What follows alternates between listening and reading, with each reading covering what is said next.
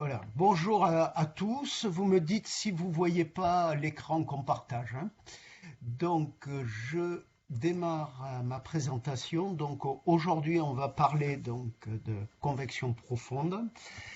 Là, on peut avancer. Alors, ce que je voulais d'abord dire en préambule, c'est que la convection, la définition, c'est des transferts verticaux résultant d'un déséquilibre de densité sur la verticale. Donc c'est un processus général en géophysique c'est quand même important de le rappeler. Alors en haut, vous avez une image d'un fluide qu'on réchauffe en bas et vous voyez des différences de densité qui provoquent de la convection qui apparaissent ici comme des champignons.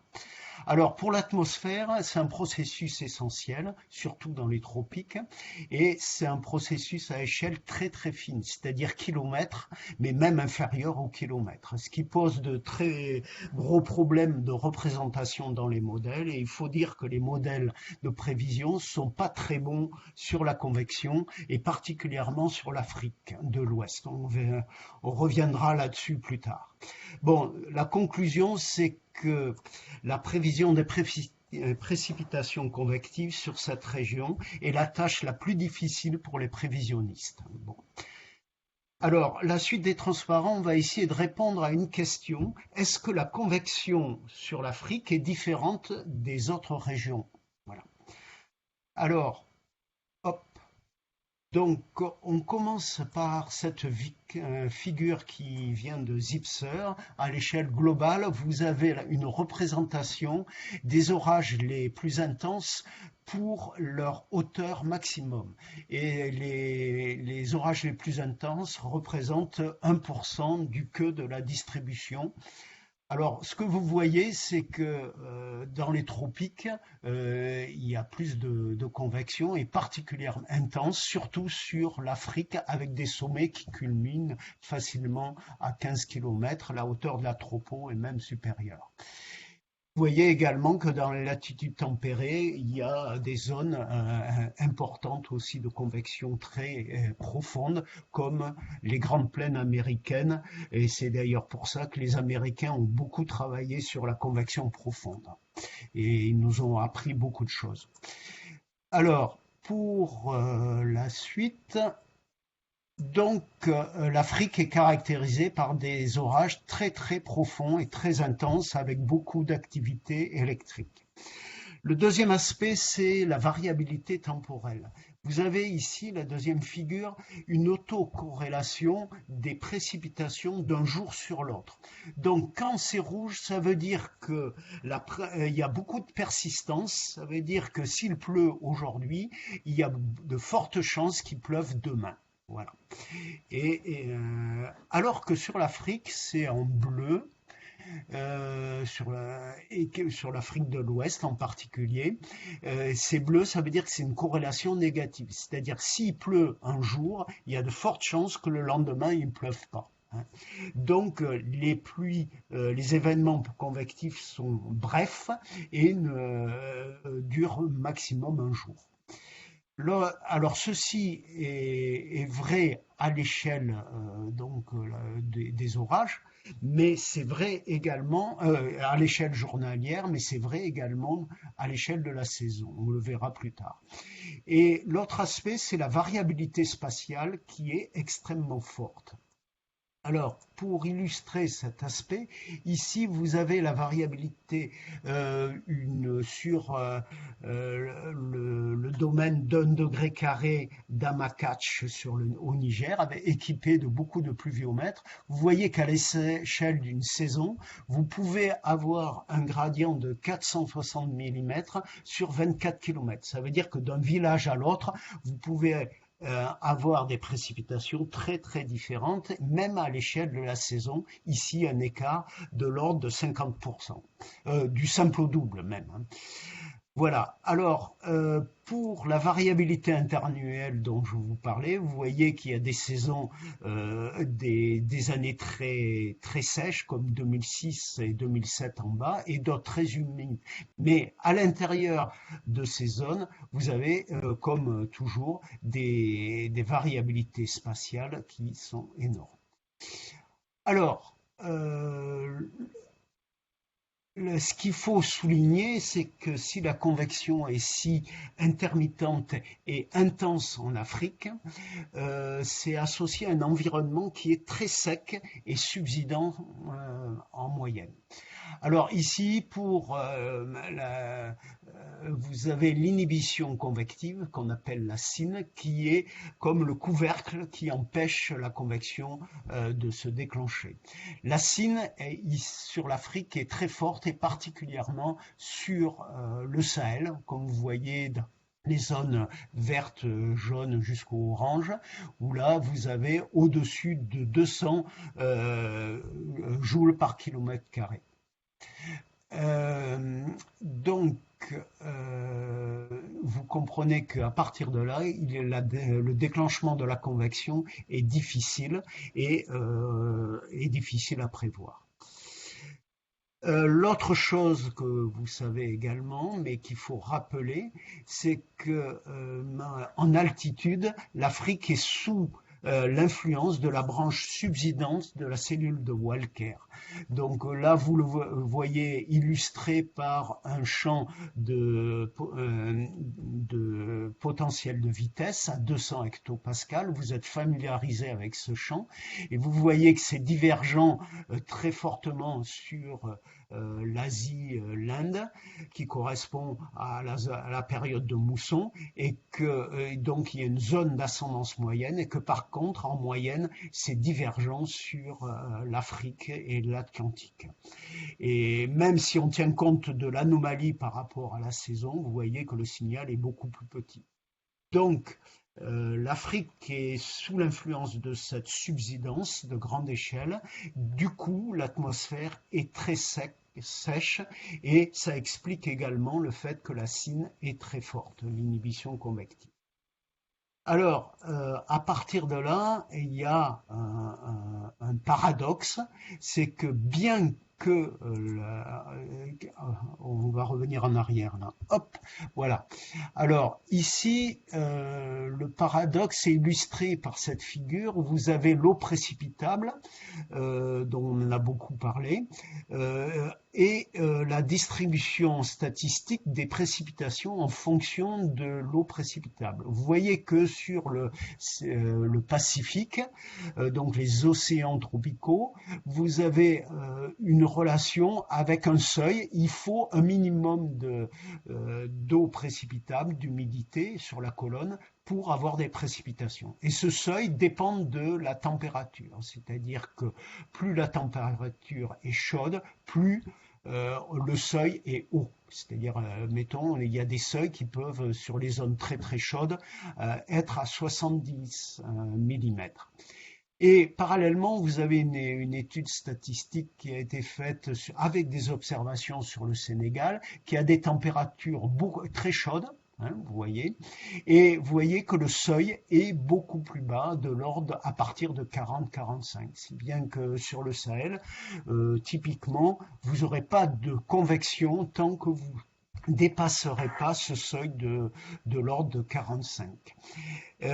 Donc, à partir de là, non, ce qu'il faut dire également, c'est qu'il y a une forte variabilité spatiale des orages et que quand, par exemple, on a 50 mm, là, vous voyez des précipitations de l'ordre de 3 mm, mais en fait, 5 mm par jour, mais en fait, la majorité des précipitations sont concentrées sur une surface qui est très faible, de l'ordre inférieur à 20% de la surface. Du coup, avec des intensités beaucoup plus fortes que les 5 mm, qui est au contraire, donc 5 fois plus, qui est facilement en moyenne de 25 mm. Voilà. Donc, à partir de là, ce que j'ai mis en jaune, la conclusion, c'est que malgré cette inhibition de la convection, ce frein à l'activité convective, avec une atmosphère très sèche et de l'acine, la convection arrive à se développer. Ceci est un paradoxe de l'Afrique. Bien que ça soit très sec, on arrive à avoir des pluies.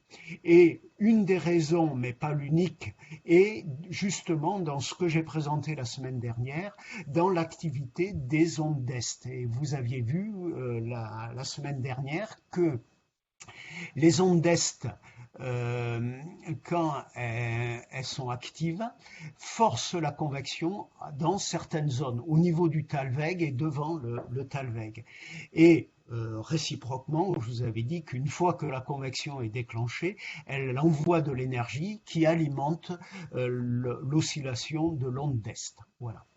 Donc, alors il y a les autres ondes, mais ce qu'on peut dire, c'est que les autres ondes donnent des conditions favorables pour que les ondes d'Est se développent, particulièrement sur l'Afrique de l'Ouest.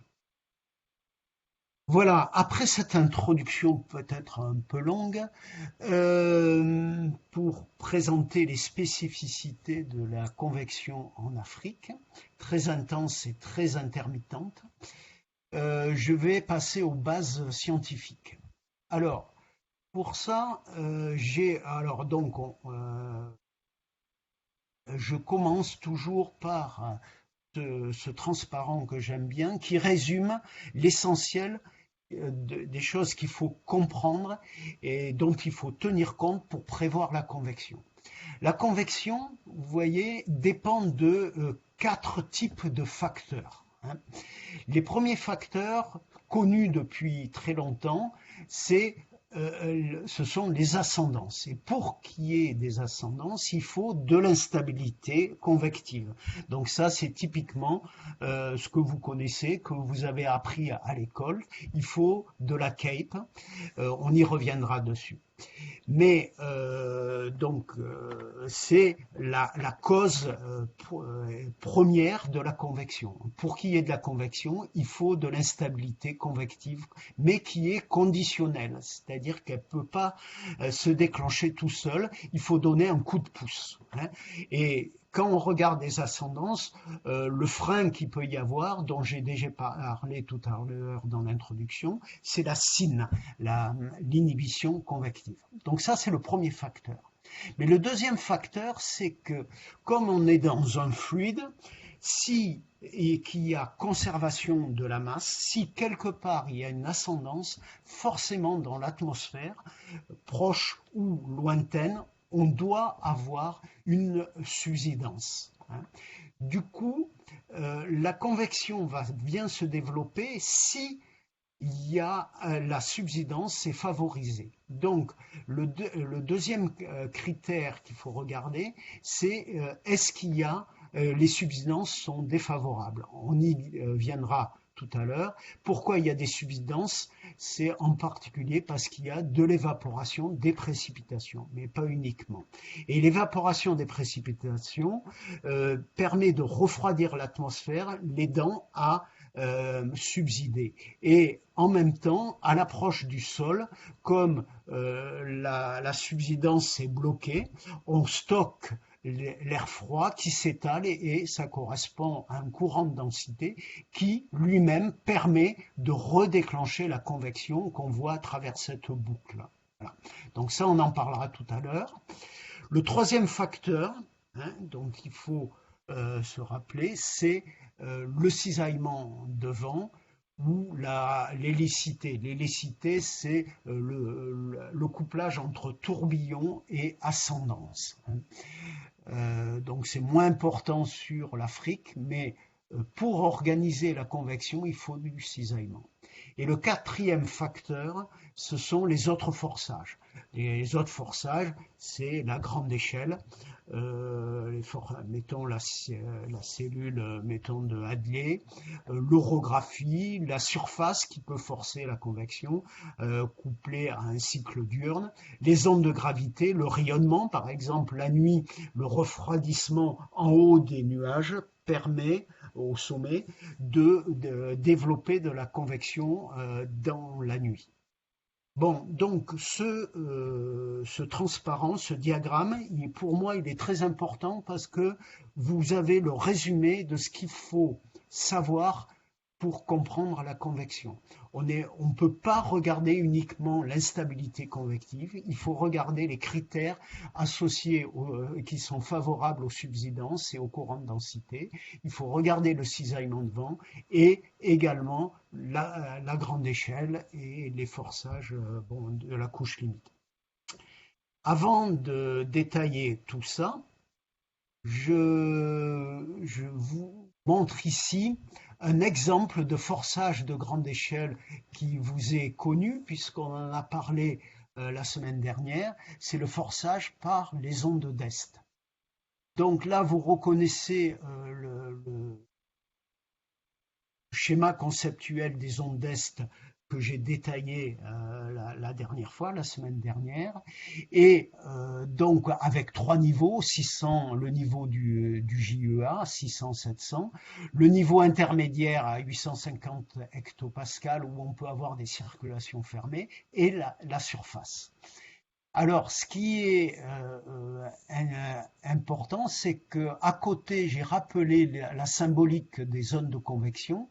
Les zones de convection maximale, c'est en rouge, hein, et en rosé, vous avez les zones également de convection, parfois moins intenses. Hein. Donc, vous avez différents types de zones.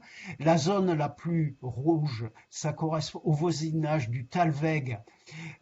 Vous avez le déclenchement souvent de la convection et la majorité de la convection, mais comme vous verrez tout à l'heure, il y a des lignes de grain, hein, et les lignes de grain, comme elles se déplacent plus vite que l'onde d'Est et le Talweg, elle arrive à devancer le Talweg et des fois elle va tellement loin qu'elle peut rejoindre la dorsale, et comme dans la dorsale il y a plutôt de la subsidence, à ce niveau-là elle a tendance à se dissiper, la ligne de grain. Et vous avez ici les directions de propagation des lignes de grain. La préférentielle, c'est au sud du J, hein, vous voyez. Les lignes de grain qui vont vers la zone où il y a le maximum d'humidité vers le sud. Mais il y a des fois des lignes de grain par exemple, qui vont vers la Mauritanie et qui prennent une trajectoire, celles qui sont au nord du Djé, vers le nord. Voilà. Donc ça, c'était pour illustrer le couplage entre le forçage par les ondes d'Est de la convection. Ce que vous voyez également, c'est que les ondes d'Est, les lignes de grain qui vont vers le sud, elles vont vers la zone où il y a le maximum d'humidité, puisque ça, ce sont que les anomalies d'humidité, et également rencontrent particulièrement la nuit, en basse couche, un flux de mousson qui est assez intense, donc elles viennent se nourrir du flux de mousson, et c'est pour ça qu'elles préférentiellement elles vont vers l'ouest, le sud-ouest. Voilà. Donc là, je reviens un tout petit peu en arrière, et maintenant, on va aller directement sur le site plutôt que d'avoir une présentation PowerPoint qui répète ce qu'il y a dans la documentation du site MISVA. J'y vais directement à l'objet convection. Alors, est-ce que ça fonctionne? Voilà. Donc ici, on va directement à l'objet convection. Et ici, si on va directement en cliquant à gauche dans le sommaire, vous arrivez directement à ce que je viens de vous montrer. Ah, qu'est-ce qu'il y a qui ne va pas? Ah, voilà. Alors, je vais arrêter ça, comme ça ne nous gênera pas. Voilà. Donc là maintenant on est sur le site MISVA dans la partie formation, documentation plutôt. Donc là je résume, vous avez résumé ce que j'ai dit tout à l'heure, c'est-à-dire que il y a les ascendances, les subsidences, le cisaillement de vent et les autres forçages. Donc maintenant, on va directement aux ascendances. Voilà. Donc les ascendances, là, je vais passer rapidement. Vous avez la théorie de la particule que vous avez appris à l'école, qui regarde la densité, donc la flottabilité de la particule issue des basses couches. Et on voit que la particule, au départ, suit une adiabatique sèche, puis après il y a condensation, la base des nuages, qui la réchauffe et au-dessus du niveau de convection libre, on arrive à avoir une flottabilité positive. Voilà. Et qui traduit l'instabilité. Et la sine, c'est la zone négative qui représente un frein, et l'intégrale en rouge de la partie flottabilité positive, c'est la cape. Alors ce qui est important de voir, c'est que quand, dans la formule qu'on a ici, ça dépend de la température virtuelle, de l'écart de la température virtuelle, c'est-à-dire qu'il faut que la température soit plus chaude, mais tiennent compte également, à travers la température virtuelle, de l'humidité, c'est-à-dire une atmosphère qui est plus humide et moins dense, donc ça fabrique de la flottabilité équivalente. Mais vous voyez, en négatif, vous avez QL qui est alors on va grossir un peu, qui est, hop, donc QL, c'est le poids de l'eau liquide et le poids de l'eau solide QS. C'est-à-dire que quand on a des précipitations, liquides ou solides, elles représentent un poids qui alourdit le nuage et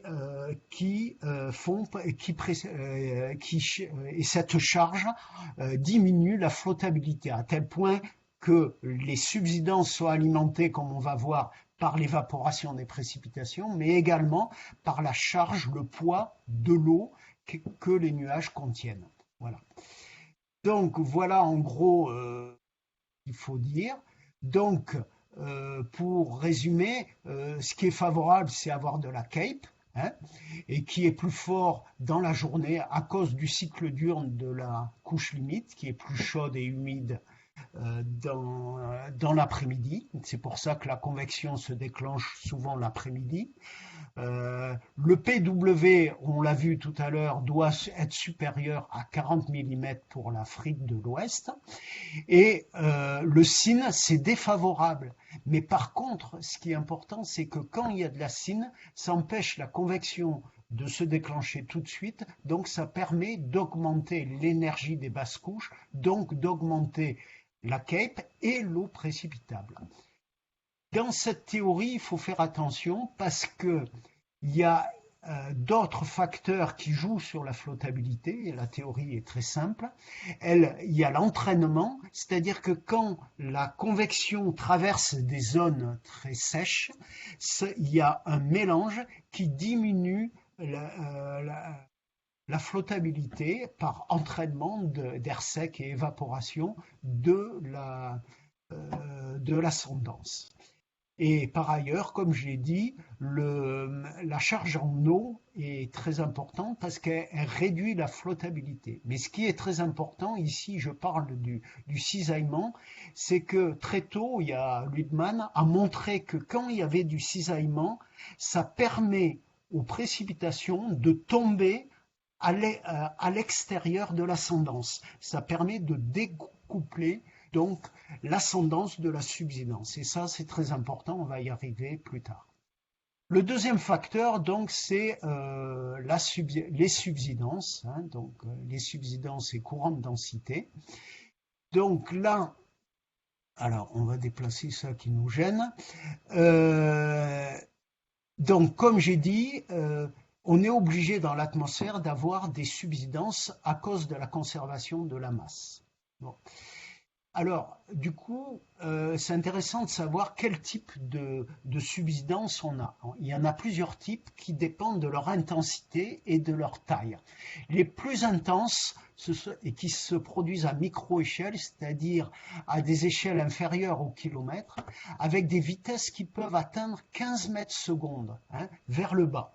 Et c'est ce qu'on appelle les micro-bursts, parce que quand ces subsidences atteignent le sol, elles s'étalent et ça fait des micro-rafales qu'on appelle microbursts qui sont très dangereux, particulièrement pour l'aviation, près des aéroports, dans les zones d'atterrissage ou de décollage. Hein, parce que là, tout d'un coup, on peut avoir des vitesses supérieures à 15 mètres secondes qui se rajoutent au vent moyen qui peuvent provoquer un accident. Ensuite, on a des subsidences convectives, typiquement qu'on a dans les orages, qui font de 1 à 15 mètres secondes sur quelques kilomètres, qui sont associés à des précipitations et aux ascendances convectives.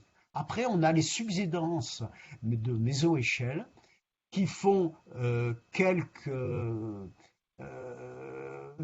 dizaines de centimètres par seconde d'intensité et qui sont sur des domaines de 10 à 100 km de taille et qui sont associés aux traînées de précipitations sous les enclumes stratiformes. Hein, c'est-à-dire que quand vous avez un système convectif, il y a la partie convective et après vous avez la partie stratiforme avec une subsidence très marquée et on peut le voir très bien sur les radiosondages avec une forme en diamant que je vous montrerai tout à l'heure. Voilà. À mésoéchelle, à proximité de la convection, on peut avoir des subsidences forcées et également de plus faible intensité. Et après, on a des subsidences à l'échelle synoptique et planétaire qui sont pilotées plutôt par le refroidissement radiatif. Voilà. Donc, pour savoir si on peut avoir le paramètre pour savoir si on peut avoir des subsidences, c'est les caractéristiques sur un radiosondage, c'est qu'on prend une masse d'air à mi-niveau, on la descend à précipitation, elle va suivre d'abord une trajectoire qui est très variable. Hein. S'il n'y a pas d'évaporation, on va suivre l'adiabatique sèche. Du coup, pour avoir de la flottabilité négative permettant la subsidence, et l'intérêt, c'est s'il y a une couche sous-nuageuse qui est bien mélangée. C'est-à-dire, typiquement, dans l'après-midi, c'est beaucoup plus favorable que la nuit. La deuxième chose, c'est que s'il y a évaporation, quand la parcelle va arriver au sol, sa température peut varier entre le thermomètre humide et l'adiabatique humide. Tout dépend de la quantité d'évaporation qu'on va avoir. Plus il y a d'évaporation, plus on va pouvoir atteindre cette température qui correspond à la température minimale qu'on peut trouver au sol et qui est la température minimale qu'on peut observer dans les courants de densité. Voilà. Et le D-Cape, c'est l'analogue de la Cape, mais pour les downdrafts, d'où le D, mais avec l'hypothèse très théorique et qui est vraiment un paramètre maximal, où on a d'abord une subsidence, on atteint le thermomètre humide par évaporation, hein, et après on a une descente où au fur et à mesure que ça se réchauffe, il y a l'évaporation des précipitations qui compense ce réchauffement. Voilà. Donc, le D-Cape qui est hélas pas disponible sur MISVA, mais qu'il faudrait peut-être faire, et un paramètre qui est intéressant. Mais ce qu'il faut retenir de tout ça, c'est que pour avoir des subsidences importantes qui favorisent la convection, il faut des zones à mi-niveau très sèches. Donc, il est important de regarder au niveau moyen la θ'W. Et là où c'est minimal, et d'ailleurs sur les WASA on trace justement ces zones sèches, c'est là où on risque d'avoir le maximum d'évaporation. Et justement, le jet d'Est africain, l'intérêt c'est qu'il a une θ'W ou une θE qui est très faible parce que c'est très sec et en même temps il y a c'est dans le jet d'Est africain, donc il y a un cisaillement qui va être favorable également plus tard. Il faut des précipitations pour qu'il y ait subsidence, pour permettre cette évaporation dans cet air sec. Et en même temps, il faut un profil sous-nuageux le plus proche de la diabatique sèche et une hauteur de nuage la plus haute possible. Et là où on voit, c'est ce qui se passe sur les grandes plaines américaines où il y a des microbursts qui peuvent être très importantes. Et sur l'Afrique, quand on va vers le nord, quand on sera sur le Sahel, où la base des nuages est plus haute, dans l'après-midi, parce qu'il y a un grand mélange, donc on est proche de la diabatique sèche, là on peut avoir des subsidences assez fortes qui vont favoriser la convection. Le troisième aspect, l'autre aspect, c'est les courants de densité, c'est que ces subsidences, quand elles s'évaporent, fabriquent de l'air froid qui est stocké près du sol et qui provoque des rafales très très importantes. Donc, et qui peuvent soulever des poussières, comme vous voyez ici, ce qu'on appelle aboops dans cette région. La signature du courant de densité au sol, qui peut être ça peut être une chute de température qui sur l'Afrique peut atteindre 10 degrés, des rotations de vent, des rafales, des choses que vous connaissez très bien. Et ici, vous avez, je vois pas où est le schéma conceptuel, il est ici. Vous avez donc les rafales de vent, l'épaisseur du courant de densité qui sur l'Afrique peut atteindre 1 à 2 km, alors que sur les océans, c'est beaucoup plus mince. Et le courant de densité en avançant, il se propage plus vite, permet de déclencher la convection et maintenir le courant, la ligne de grain par exemple. Voilà. Alors le quatrième facteur, ce sont les cisaillements de vent. Donc ici, vous avez un petit schéma qui essaye d'expliquer simplement pourquoi le cisaillement est important. Alors donc là, vous avez de la convection. Si vous n'avez pas de cisaillement jusqu'à 600 hectopascales,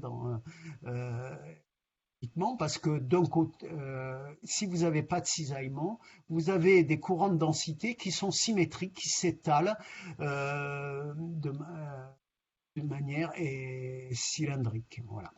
Donc, ça déclenche la convection là où il se propage, c'est ce qu'on voit, mais c'est symétrique, donc c'est dilué dans toutes les directions et donc pas très fort. Par contre, si on a un cisaillement comme ceci, comme on a sur l'Afrique, ici on a l'ouest, ici on a l'est, le courant de densité est dissymétrique parce que les subsidences qui sont alimentées par l'évaporation des précipitations sous les nuages conservent une partie de leur quantité de mouvement, donc les cisaillements avec le cisaillement, les particules des couches moyennes, donc du JEA, descendent et se trouvent moins rapides que le flux de mousson. Du coup, il y a une convergence, c'est dissymétrique, et il y a une convergence qui est maximale en amont du cisaillement. Donc le cisaillement en aval du cisaillement. Non, excusez-moi.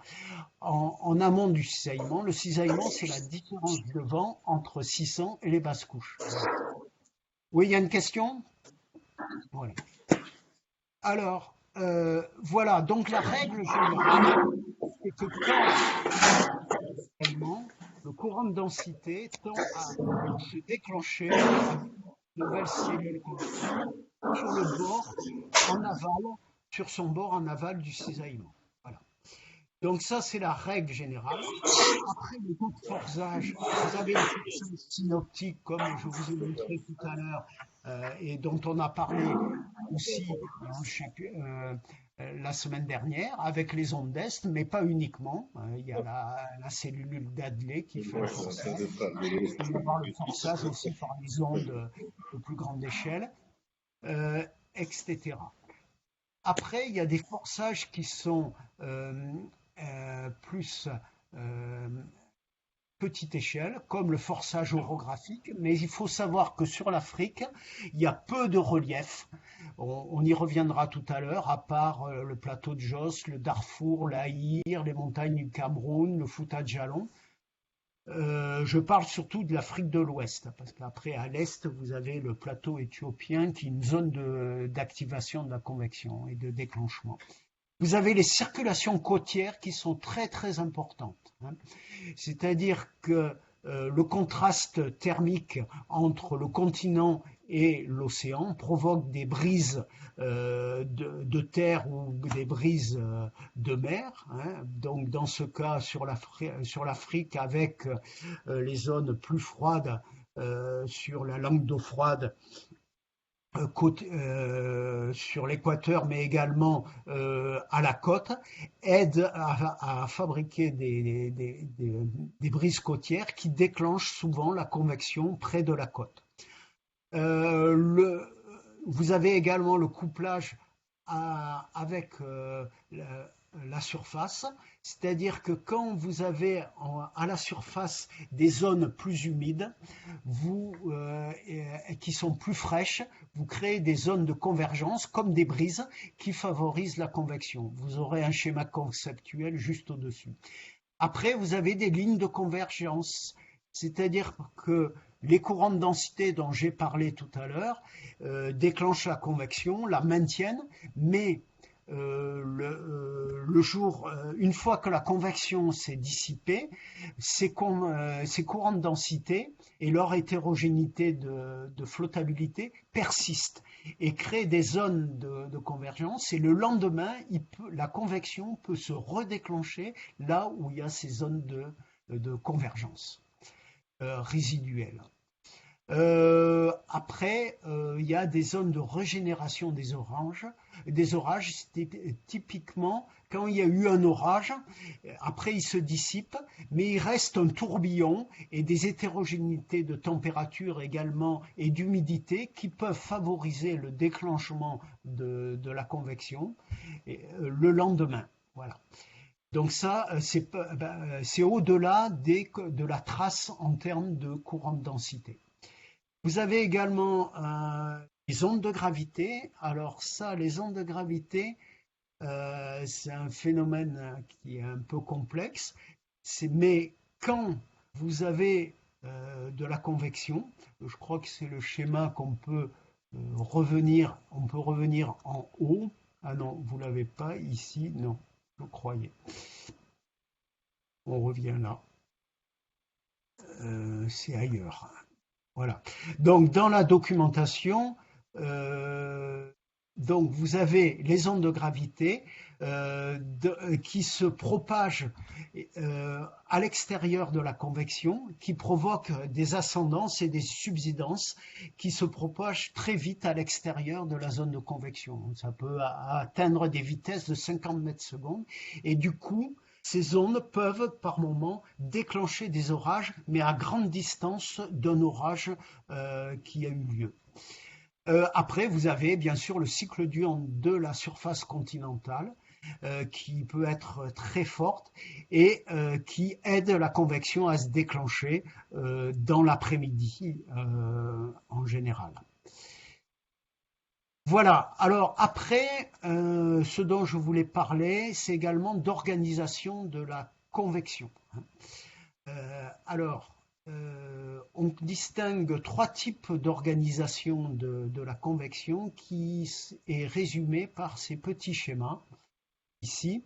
Donc ici, vous avez le schéma de l'orage isolé. Donc on appelle souvent pop-corn, qui est très fréquent sur les zones océaniques, mais dans l'après-midi, c'est dans les cas où la convection n'est pas très organisée, qu'il n'y a pas beaucoup de cisaillement, ça peut arriver. Donc, et puis ça arrive aussi sur les zones soudanaises, où là vous avez une cellule convective qui se développe, que de l'ordre de 15-20 minutes après, elle se développe, forme des précipitations. Et ensuite, c'est la phase mature. Les précipitations qui sont plus lourdes tombent, génèrent de l'évaporation qui refroidit en plus de la charge en eau et génère une subsidence qui va s'étaler au sol et générer un petit courant de densité. Donc ce type d'orage est, qui se forme quand il n'y a pas beaucoup de cisaillement, c'est une seule cellule. La durée de vie, c'est d'une demi-heure à 1 heure, avec ces 3 phases dont je viens de parler.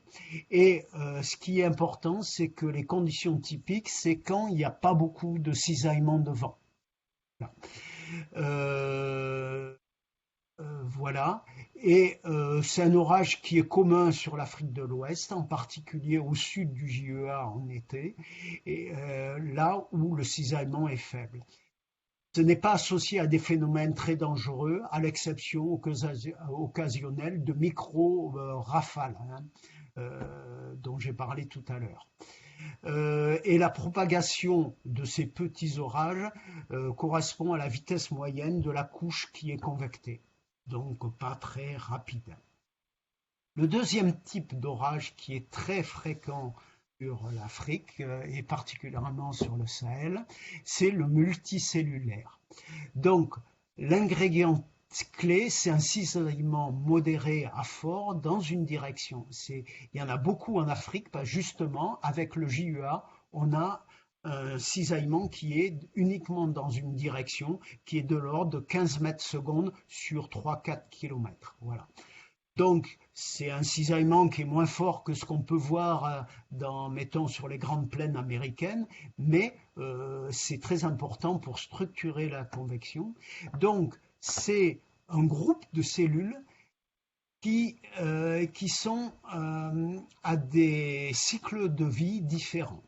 C'est-à-dire que vous avez ici, par exemple, une cellule qui est en train de se développer, une deuxième mature qui est en train de développer ses précipitations et une pleinement mature qui va se dissiper et qui génère un courant, une substance forte qui alimente un courant de densité fort. Donc, dans ce cas-là, vous avez le groupe, ce groupement de cellules permet de fabriquer un courant de densité, comme le cisaillement est dans cette direction, qui va se inverse ici par rapport à mon schéma de tout à l'heure, typique de l'Afrique de l'Ouest, qui dans ce cas-là se propage vers la droite, voilà, et qui déclenche une nouvelle cellule et renforce la deuxième cellule. Qu'est-ce qui se passe un peu plus tard? C'est que on a toujours le même schéma devant, là, ces 3 cellules, parce qu'il y a une nouvelle cellule rouge qui s'est développée. La précédente est est en phase mature. Là, celle-ci en phase est là. Maintenant, la dernière est maintenant en phase de dissipation. Donc tout ça, ça fait des tailles de quelques dizaines de kilomètres. Et celle-là se dissipe et continue à précipiter avec une partie stratiforme qui continue à alimenter le courant de densité. Voilà, donc la propagation de ce système, donc il faut du cisaillement, mais la propagation c'est la propagation de l'ensemble. La propagation des cellules elle-même, c'est, comme j'ai dit tout à l'heure, la vitesse moyenne de la couche convectée.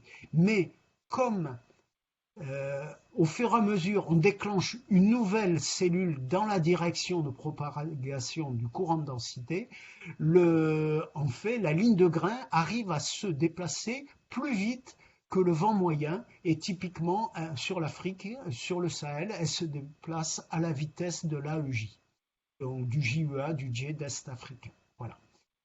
Donc voilà pour l'orage multicellulaire. Après, le troisième type, c'est l'orage supercellulaire, qui est rare sur l'Afrique parce qu'il faut un cisaillement fort, mais en direction, et dans les basses couches, il faut une rotation du vent, ce qui n'est pas très fréquent sur l'Afrique, mais ça peut arriver en aval des reliefs ou des choses comme ça.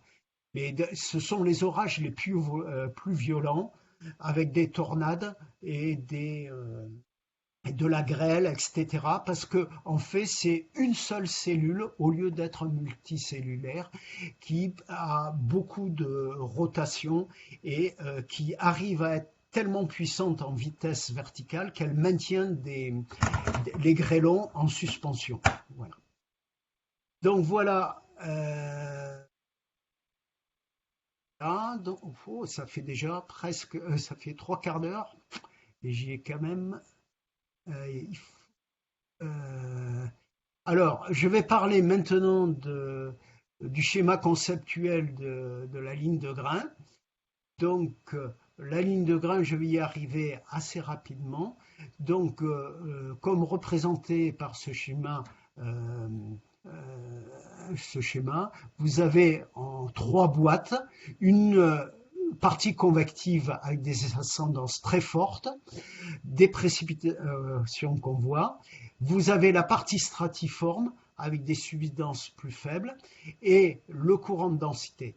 Et la ligne de grain, c'est l'ensemble de ces 3 boîtes qui se maintient, ça peut durer même 24 heures dans certains cas. Voilà. Euh, Avant de finir la partie un peu connaissance de base, je voulais vous parler de climatologie de la convection. Et à ce niveau-là, on a fait une classification des systèmes convectifs, MCS, Mesoscale Convective System, en 4 classes. La classe C1, c'est des systèmes qui ont une durée inférieure à 9 heures et qui se propagent à des vitesses plutôt lentes, c'est-à-dire inférieures à 10 mètres secondes. Et après, vous avez toujours des systèmes qui sont à propagation pas très rapide, mais qui peuvent durer longtemps, les C2, hein, au-delà de 9 heures. Alors pourquoi 9 heures? Parce que les systèmes étant déclenchés plutôt dans l'après-midi, 9 heures, c'est des systèmes qui restent essentiellement diurnes ou dans la soirée. Par contre, les systèmes C3, C4 sont des systèmes qui sont nocturnes et qui peuvent durer la nuit, persistent la nuit et qui se propagent très vite. Typiquement, ce sont des lignes de grain. Hein. Alors, il y a les lignes de grain qui s'arrêtent dans la soirée et qui se propagent vite, et les autres, les lignes de grain à propagation rapide et qui durent toute la nuit. Voilà.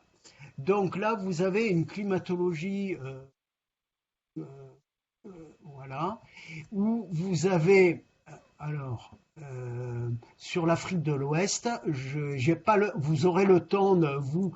Ce que vous voyez, c'est que les systèmes du type ligne de grain à longue durée de vie sont localisés uniquement sur la bande Sahel, là où il y a le djed d'Est africain. Voilà.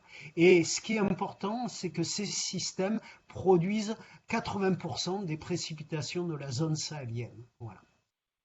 Euh, Par contre, ce qui est intéressant quand même, c'est de voir que près de la côte, vous avez des systèmes ou des reliefs qui durent moins longtemps, qui se propagent moins vite, et parce qu'il y a moins de jet. Je vous invite à regarder également la climatologie du déclenchement de la convection. Et ce que vous pourrez regarder, c'est que les zones de relief correspondent toujours pour tous les systèmes convectifs, quelle que soit leur classe, leur type, à des zones de convection de déclenchement. Par exemple, les lignes de grain se déclenchent beaucoup au sud du plateau de Jos au Nigeria. Vous avez l'Aïr, vous avez également le Fouta Djallon, etc. Et bien sûr, sur l'Afrique de l'Ouest, il y a beaucoup de déclenchements aussi. Donc là, vous pourrez regarder sur la documentation du site, et là, ça permet d'illustrer le forçage orographique et le forçage par les circulations côtières. Voilà. Alors pour le couplage avec l'atmosphère, je vous en ai parlé tout à l'heure, quand il y a eu un événement convectif. La surface a été mouillée par les précipitations et du coup l'atmosphère au-dessus, la couche limite, est beaucoup plus froide et humide. Et au contraire, autour, vous avez des zones plus sèches, mais avec une couche limite plus épaisse et plus chaude. Du coup, on crée des circulations du type brise qui favorisent la convection, qui est plutôt située à la limite entre les zones humides et les zones sèches dans les basses couches liées à la surface et sous le vent du flux de vent, c'est-à-dire le vent de mousson. Hein. Donc là, ça permet d'expliquer beaucoup de cas de convection, par exemple sur le Sahel, dans la zone de la boucle du fleuve Niger. Voilà, où là, il n'y a pas beaucoup de relief, mais par contre, vous pouvez avoir des déclenchements de convection associés à ces spots humides, à la limite des spots humides, mais plutôt sur les bords nord. Voilà.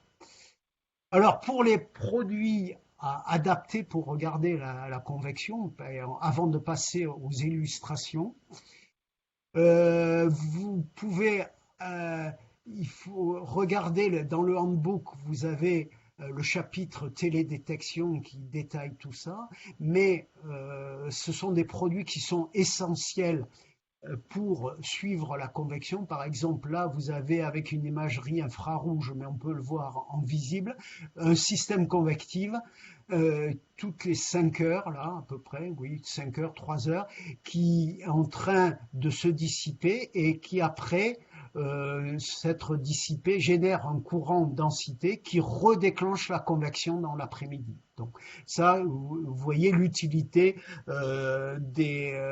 en particulier de Météosat.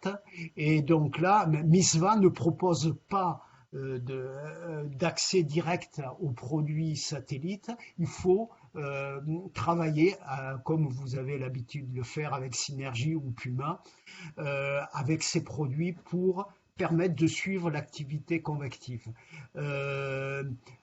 Vous avez également le produit MCS Tracking qui est très important pour suivre en temps réel le sommet des nuages convectifs et pour le RDT. Bon, après, vous avez ici, vous pouvez voir tous les produits qui sont sur MISVA et qui aident à suivre la convection. Alors, pour la prévision, donc, ce qui est très important, c'est de regarder les WASA, l'eau précipitable, hein, PW, et c'est ce que vous voyez résumé ici avec l'adresse pour y accéder. KIP-SYN est disponible.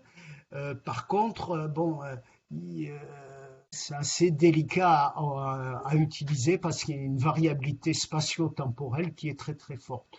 Le vent à 600 hectopascales est très très important. Bon, tous les niveaux sont importants, hein, mais vous avez aussi le produit Low Level Diagnostic qui est très important et maintenant je vais illustrer tout ça. Vous avez également le suivi de l'eau précipitable par capital qui est important. Et après, à la fin, vous avez dans la documentation MISVA là où vous pouvez trouver des références sur la convection, donc le chapitre 3, et des illustrations.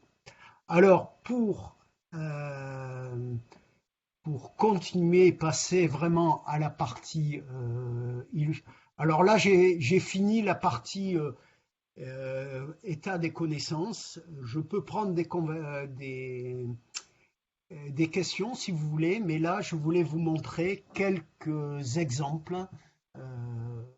Donc, est-ce qu'il y a des questions? Visiblement, pas trop de questions. Donc maintenant, je vais vous montrer cette illustration ici, mais très rapidement. Donc là, vous avez une illustration d'une ligne de grain vue pendant la campagne AMA 2006 où on avait l'avantage d'avoir ici un radar américain. Où vous voyez une ligne de grain là qui est en train d'arriver. Vous avez la partie convective. Vous voyez la même chose. Alors vous pouvez accéder avec l'image infrarouge à ce type d'image, mais vous n'avez pas accès à exactement qu'est-ce qui se passe à ce niveau-là. Et là, vous avez aussi les précipitations. Ici, c'est trim, mais vous pouvez avoir d'autres précipitations. Maintenant, MISVA propose IMERG. Voilà.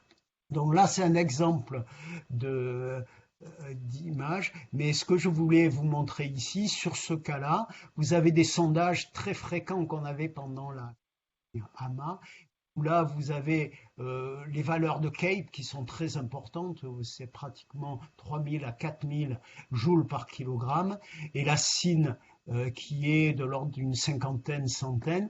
Et ce que vous voyez, c'est que là, c'est devant le système. Là, vous avez le système qui passe, et derrière le système, vous voyez la CAPE qui a complètement disparu, mais apparaît ce sondage du type onion shape, en forme d'oignon ou de diamant, appelé par Zipser, et vous voyez ici ça correspond au fait qu'il y a une subsidence qui permet de refabriquer de la cine. Voilà. Donc là il n'y a plus d'instabilité. Voilà. Alors je reviens en arrière. Alors ce que je voulais vous montrer également, non, on y reviendra plus tard. Donc maintenant, je vais aller à nouveau. Alors dans le handbook, vous avez plein d'illustrations, mais là, je vais vous montrer deux illustrations. Une illustration tirée d'un site bilingue de cas d'études tirés du handbook, et après je vous montrerai un cas récent qui est celui qui pourra ouvrir une discussion, qui est le cas de la semaine dernière, du 5 août, avec des précipitations sur Dakar de l'ordre de 130 mm. Donc, je vous invite donc à aller ici, donc en parallèle, hop, on va s'échapper là.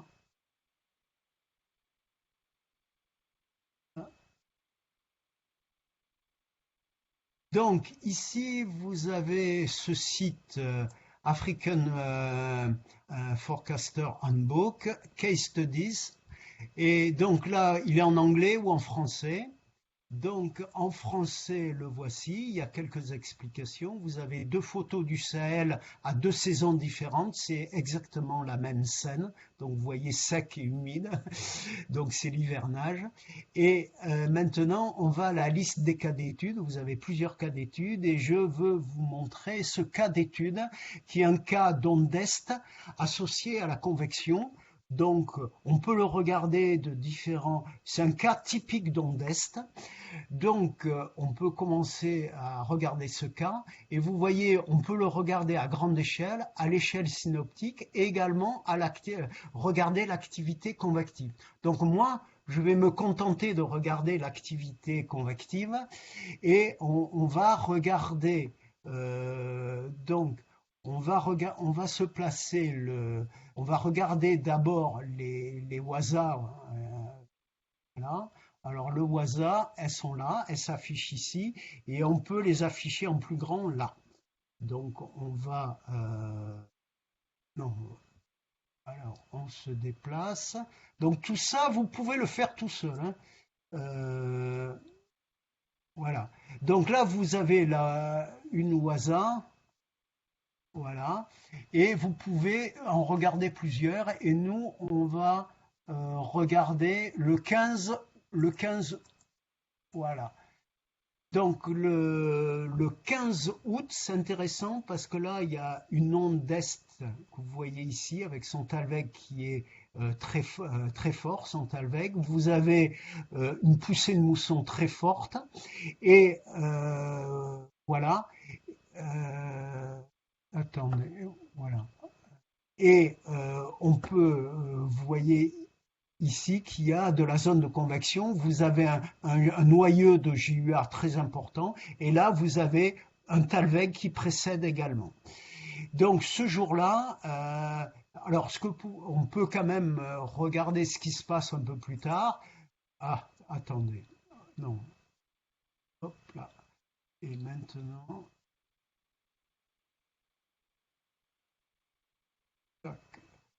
vous voyez que tous les jours, elle se développe et vous avez la pénétration de la mousson avec le fit qui est monté. Hein.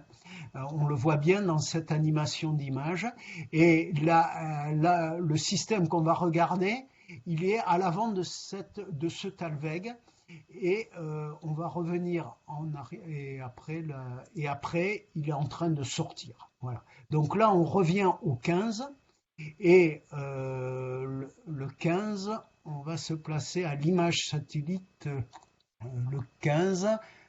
Alors, le 15 à 0 heure, non, et maintenant, on va regarder le 15 à 12 heures. Voilà. Donc, ici, maintenant, on va regarder on revient ici, et sur l'image à droite, on va afficher la convection. Alors, où c'est? Image infrarouge, voilà. Donc, ce que vous voyez là,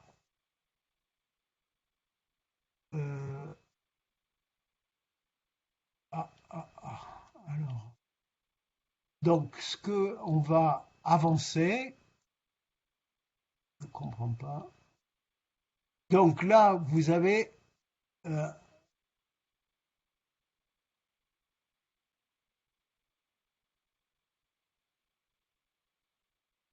alors, donc le 15, vous voyez, il y a ce gros système convectif qui est devant le Talweg. Et pour mieux voir tout ça, je crois on va se placer ici. Attendez, hop, c'est pas ça qu'on veut voir. Attendez, je ne comprends pas, il y a quelque chose que je ne comprends pas. J'ai perdu une image que je vois. Ah, voilà. Voilà, c'est cette image que je voulais avoir. Parce que vous voyez que cette image, j'ai entouré les systèmes convectifs. Voilà. Et donc cette image, elle est ici, image satellite, hein, où là j'ai toutes les images. Et là, on va la grossir encore. On va se déplacer. Et donc là, on va regarder ce qui se passe. Donc, on va revenir en arrière. Voilà. Donc là, alors, vous avez par exemple là, non, on va recommencer. Hop, hop. Ah. Alors là, on est, je sais pas, on est à. Vous avez le Talweg qui est rappelé ici, le FIT ici, et vous voyez les systèmes convectifs. Alors, on va revenir en arrière encore. Voilà. Donc ici, à cette heure-ci, vous avez le Talweg ici, vous avez un système, le 1 qui est en train de se déclencher et le 2 qui est en train de croître. Vous voyez. Alors 3 heures après, je crois que c'est 3 heures après, vous voyez toujours le système MC1 qui a grossi et l'autre qui continue. Donc là, en phase mature, tous les deux sont en phase mature, il est 18 heures, donc c'est en fin d'après-midi. Après, le Talweg continue à avancer, phase mature, tous les deux, on est en soirée, là, 21 heures, là on est à minuit. Et là, vous voyez le système, le premier, qui est en train de se dissiper, l'autre continue, et il s'est déplacé plus vite. Là, c'est typiquement une ligne de grain. Et vous voyez aussi, à l'avant, vous avez un peu de déclenchement de convection qui est lié à une zone de convergence. Et donc là, petit à petit, dans la nuit, tout se dissipe. En particulier, ça c'est un résidu du premier système. Et le deuxième qui est en train de se dissiper. Et au matin, là on doit être à 6 heures du matin, vous voyez bien la dissipation du deuxième et l'autre, on n'a plus que le résidu. Là, on est au matin, non, 12 heures, je ne sais plus à quelle heure on est là, on est à 12 heures, et là, vous voyez que ce système, il est en train de se déclencher. Voilà. Et celui-là se dissipe toujours. Et après, un peu plus tard, donc là, on est à 12 heures, et maintenant, dans l'après-midi, le Talweg a avancé pendant ce temps-là, on a un nouveau système qui s'est déclenché. Alors, ce que vous voyez aussi qui est intéressant, c'est qu'il y a un système qui est moins organisé, qui est situé plus au nord et qui se déplace vers le nord. Voilà. Voilà. Et donc, le système 4, le lendemain, il devient il est très très intense. C'est le petit système qui s'est déclenché là sur une zone de convergence qu'on a vu se propager. Voilà. Donc tout ça expliqué. Euh, euh, voilà. Et donc ça fait 1 heure et quart à peu près qu'on travaille. Donc ce que je vous invite, c'est à regarder tout ça tranquillement, puisque tout ça est disponible sur ce site-là. Alors, donc, j'arrête tout ça. Donc là, je reviens au... Ah, voilà. Donc là, on est à nouveau sur le site Misva. On était là et on était au niveau des références. Donc là, vous avez les produits et les références. Et ici, vous avez le site bilingue pour accéder à ces cas d'études que vous pouvez regarder que je répète, à différentes échelles, grande échelle, l'échelle synoptique et l'échelle convective qu'on vient de regarder. Voilà. Alors tout ça est couplé, donc ça veut dire que vous pouvez y passer quand même pas mal de temps et ça peut être très utile pour la formation ou pour la discussion entre prévisionnistes. Alors maintenant, je vais passer à autre chose. Je vais revenir à mon PowerPoint où on était tout à l'heure. On va y revenir ici. Et avant d'attaquer pour le dernier quart d'heure une illustration sur un cas réel récent avec l'aide du site Misva, je vous parle des cas extrêmes. Alors pour les cas extrêmes, c'est celui de Waga qui a été bien documenté. On a écrit 2 articles là-dessus, mais il y a d'autres articles qui existent dans la littérature. Il y a eu 263 mm observés à Ouagadougou sur une période assez courte de 12 heures et le plus intense étant pendant 6 heures. Donc ce qui est très intéressant, c'est que l'analyse barotrope dont je vous ai parlé, qui est l'intégrale de pas mal de paramètres disponibles sur le site MISVA entre la surface et 600 hectopascales.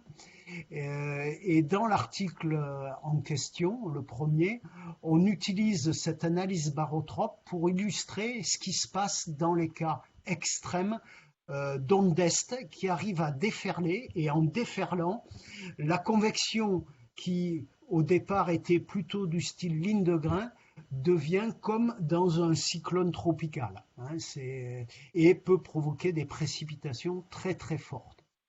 Alors pour ça, on a utilisé une seule figure de l'analyse barotrope qui correspond à la ligne de flux dans la couche moyenne 950-600 hectopascales. Donc, ce sont les lignes de flux qu'on voit ici. Voilà. Vous avez l'intensité de la ligne de flux en mètres secondes et c'est ce que l'isoligne doit être de 2,5 mètres secondes et la première isoligne en gras permet de voir les noyaux supérieurs à 7,5 mètres secondes. Et après, en couleur, vous avez des tourbillons qui sont très forts, hein, et donc en couleur chaude, ce sont des tourbillons cycloniques. En vert, ce sont des tourbillons anticycloniques. Donc vous avez également sous forme de croix la trajectoire, c'est-à-dire que cette analyse barotrope, on l'a utilisée pour visualiser le centre de la circulation barotropique cyclonique. Donc ce qui est intéressant, c'est que là, vous avez une séquence toutes les 36 heures. Vous avez donc du 29 août à 6 heures du matin jusqu'au 3 septembre et l'événement de Waga se situe ici le 1er septembre à 6 heures du matin. Donc c'est là, c'est le moment où cette espèce de cyclone est passé et a provoqué cet événement extrême. Alors ce qui est intéressant, c'est que ce cas d'étude fait partie d'un train d'ondes, d'ondes d'Est, et je vous ai dit que les ondes d'Est se produisaient en général par 3-4 Thalweg successifs, et grâce à la propagation vers l'est de la vitesse de groupe, l'onde d'Est, enfin, ou le Thalweg qui est le plus à l'ouest, nourrit en énergie le Thalweg suivant. Et ici, vous avez un joli exemple, c'est que vous avez un Thalweg de ce train d'onde qui est déjà très fort, puisqu'il y a déjà une circulation cyclonique, circulaire, hein, et avec des noyaux de vitesse au-dessus de 7,5 qui entourent pas encore tout le Thalweg, mais vous avez un Thalweg ici. Et derrière, vous avez la naissance d'un nouveau Thalweg de mousson qui est forcé par un flux de mousson très très fort et moyen, hein, et épais que vous voyez ici, hein, et couplé qui se rapproche du noyau de l'AEJ. Mais vu d'une manière barotrope de la surface jusqu'à 600. Et du coup, ça commence, là c'est la genèse, c'est le lac Tchad hein, qu'on voit ici. Hein.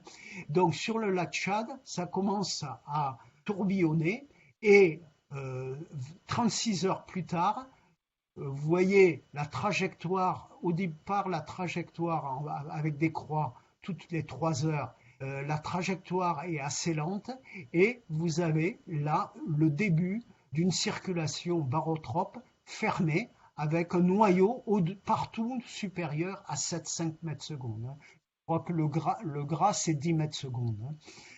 Et vous voyez que 36, et après, il se propage un peu plus vite et il se dirige par-dessus le Niger et atteint le Burkina Faso et le Ouaga 36 heures plus tard, où là, il est très très violent. Voilà.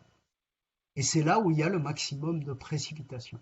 Alors ce qui est intéressant, c'est que bon, le premier Thalweg continue sa progression et arrive même sur le Fouta Djallon à former un tourbillon barotrope qu'on voit ici et qui atteint là l'océan, l'Atlantique. Et notre deuxième Thalweg qui devient un tourbillon ici, là, atteint le 1er septembre ici et quitte le 3 septembre, atteint également le Fouta Djallon, et là, a une circulation très très forte. Et ce type de circulation est également propice à la fois à la cyclogénèse sur l'océan. Voilà. Donc, ce qui est intéressant aussi, c'est qu'il y a un troisième Talweg ici qui est en train de se former, et alors que le deuxième est en train d'atteindre le Fouta. Et il s'est passé le même scénario avec des événements forts sur le Mali à ce niveau-là. Donc ça, c'est une analyse plus synoptique. Et ce qui est intéressant ici, c'est que là, on a des données de précipitation, là c'est de trim, dans le repère de ce cyclone, enfin de cette circulation barotropique, et dans ce repère-là. Donc là, vous voyez bien cette circulation relative à au centre du cyclone. Donc là, pour la première séquence à 17h33 le 31 août, on avait donc un Talweg ici, avec une circulation cyclonique là, et vous reconnaissez ici. Alors ici, c'est une image de PCT, hein, c'est un satellite défilant qui permet d'Aquatrain, je crois, hein, et qui visualise en jaune la partie convective. Donc vous voyez bien la partie convective ici. Donc là, la dimension, ça c'est 5 degrés, hein, donc 500 km. Hein. Donc là, ça fait à peu près 100 km, le rond. Et vous avez une ligne de grain là qui fait de l'ordre de 400-300 km. Et à 1h du matin, avec trim, vous voyez que petit à petit, cette ligne de grain s'enroule autour de cette circulation cyclonique et s'intensifie. Donc là, vous avez des précipitations très fortes et là, ça continue et après, ça se dissipe. Alors, ce qui est intéressant, c'est que Ouagadougou, c'est le petit point blanc. Donc là, vous voyez qu'à 6h du matin, Ouaga est atteint par cette zone de précipitation très forte. Hein. Et là, vous avez la transformation d'une ligne de grain qui est absorbée par cette circulation et qui devient une zone qui est très très humide où il n'y a pas trop c'est tellement humide qu'il n'y a plus de courant de densité, il n'y a pas beaucoup de rafales. Ce cas-là était marqué par beaucoup d'humidité, mais très peu de rafales, alors que quand il y a une ligne de grain, il y a des chutes de température très fortes et des rafales. Donc là, c'est une illustration d'une organisation de la convection très différente d'une ligne de grain qui se produit plus fréquemment sur les zones soudanaises, mais ce sont des systèmes, quand les ondes d'Est déferlent, qui peuvent être très dangereuses. Alors, on continue, et maintenant, on va finir par un cas récent de la semaine dernière, signalé. Alors, c'est Thierry Lefort qui me l'a indiqué, et puis la Nassim également, et qu'on peut retrouver en allant sur le site Floodlist. Je ne sais pas si vous le connaissez, mais c'est très intéressant parce que là, vous pouvez avoir des informations à l'échelle du monde, mais par exemple sur le Sénégal, vous avez signalé ce cas d'étude avec justement des données fournies ici par la Nassim, des vidéos qui sont impressionnantes. Ici avec une voiture qui se fait embarquer, vous voyez. Voilà la voiture, voilà, bon, on peut arrêter, etc. Et sur l'Afrique, vous avez d'autres cas, il y a ce cas-là, mais au Nigeria, vous voyez, il y en a eu un le 4 août. Hein. Enfin, là, c'est le 8 août, mais ça, c'est la date de parution sur le site. C'est pas la date de l'événement, hein. Mais vous voyez, en Gambie, il y en a eu le 3 août, etc. Donc, c'est très intéressant, je pense, à noter ce site. Voilà. Voilà. Donc, voilà. On revient maintenant et on revient à notre... voilà. Donc, là, c'est l'image que j'ai piquée justement et qui vient de la Nassim. Donc, ce qui est intéressant, c'est que les observations ont donné 131 mètres à Dakar. Et ce que vous voyez qui est intéressant aussi, c'est qu'il n'y avait pratiquement pas de précipitations sur le continent. Vous voyez également que depuis, ça c'est le cumul depuis le début de saison, et ici c'est l'anomalie pour cette saison à la date du 5 août. Donc ce qui est quand même très intéressant, c'est que la Nassim repère que toute cette bande en vert est au-dessus de 20% de plus que en anomalie, c'est excédentaire de 20% au minimum. C'est très particulier à l'année et le long de la côte. C'est peut-être relié au fait que la Méditerranée est peut-être très chaude et l'humidité, l'anomalie d'humidité sur le Sahel qui est persistante, hein. Voilà. Donc, grâce au site MISVA, j'ai pu récupérer des données de Imerg. Alors, ce qui est très important à repérer, c'est que le site MISVA, je l'ai mis dans le PowerPoint pour aller plus vite, hein, parce que si on navigue sur le site, ça peut être un peu long à trouver. Donc, il faut faire très attention. Quand vous regardez les précipitations Imerg, c'est toujours de 6 heures à 6 heures, hein. Donc, ce qui est très intéressant parce que les systèmes, en général, à 6 heures, la convection cesse ou s'atténue. Donc, de 6 heures du matin le jour précédent, c'est-à-dire le 4 jusqu'au 6 à 6 heures, hein, non, le 5 à 6 heures, vous voyez que les précipitations, il n'y en a pas sur Dakar. Même zoomé, on voit qu'il n'y en a pas sur Dakar. Par contre, il y a beaucoup de précipitations en zone côtière et sur le Burkina Faso et un peu la Guinée-Conakry, Fouta-Djallon, etc. Et que le lendemain, donc pour les événements qui nous intéressent, vous avez les précipitations qui doivent correspondre ça c'est une estimation satellite, hein, mais en tous les cas, Dakar a noté et lisière, et ça c'est zoomé, des précipitations qui supérieures à 75 d'après l'estimation satellite, ce qui est beaucoup parce que les satellites n'arrivent pas à capter des précipitations à si fine échelle et si intenses. Voilà. Alors, ce qui est intéressant, c'est que je l'ai pas là, je vois pas. Parce que